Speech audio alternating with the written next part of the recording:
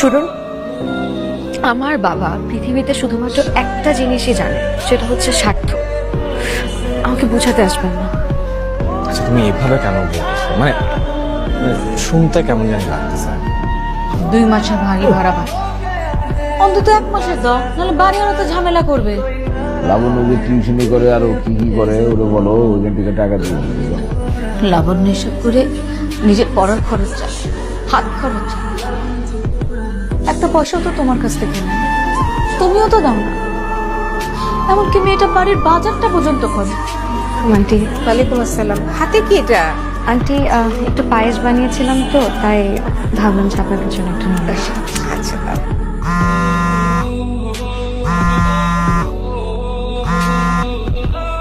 Hello, পায়েস নিয়ে গেলেন কেন? এই পায়েস নিয়ে আমার বাবা মা ভাবতেছে আপনার সাথে আমার কি না কি সম্পর্ক।